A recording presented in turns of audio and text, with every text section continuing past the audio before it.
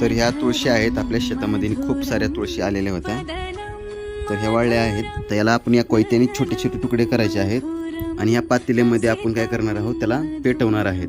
पेटवल्याच्या नंतर चांगला जाळ पकडल्याच्या नंतर याच्यावर राहिलेले हे तुकडे सगळे तुकडे टाकून ह्याला भरून टाकायचं आहे आणि ह्याच्यावरती एक प्लेट वगैरे काहीतरी झाकून ठेवायचं आहे. 8 तासानंतर किंवा 10 तासानंतर तुम्ही उघडून पाहिल्याच्या नंतर याची पूर्णतः अशी काळी भंगार राख झालेली असेल आणि नंतर त्याच्यामध्ये असा ओरिजिनल कापूर, भीमसेनी कापूर जर तुम्ही टाकून मिक्सरमध्ये बारीक करून घेऊ शकता, वस्त्रगाळ करा. आपण या ठिकाणी तुळशीला आग लावलेली आहे. राहिलेली उर्वरित ही आपण या ठिकाणी काड्या टाकणार आहोत आणि याला झाकून टाकायचं आहे. नंतर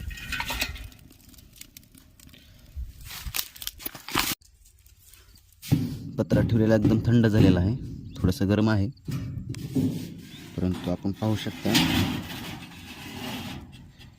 अशा पद्धतीने एकदम प्युअर तुळशीचा बुक्का हे काष्ट आपल्याला मिळालेले आहेत.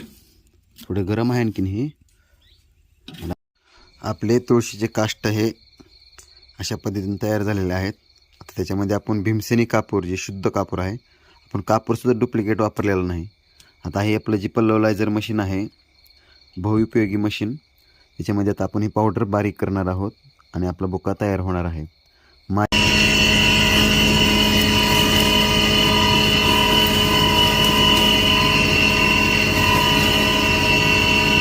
कृष्णा, श्लोक आणि विठ्ठल, आमचे आज हे ओरिजिनल आमचा तुळशीचा बुक्का बनलेला जो आहे तो भरत आहेत.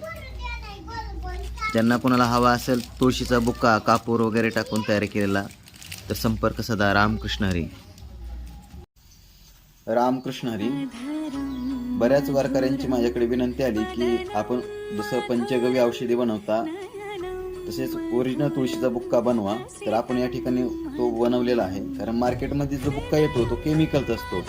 20 रुपयापासून ते 50 रुपयापर्यंत तो किलो भेटतो. त्याच्यामुळे कपाळ वगैरे खाजवतं आणि देवालाही काय म्हटलेलं आहे की अतिप्रिय आवडे तुळशी बुक्का. देवाला सुद्धा बुक्क्याचा बुक्का लावला पाहिजे तुळशीचा. तर सर्वांना विनंती आहे, तर आपल्याकडे तो उपलब्ध आहे. तसेच जर कोणी बनवून देत असेल तर आपण 500 रुपये किलोप्रमाणे हा बुक्का खरेदी करतो.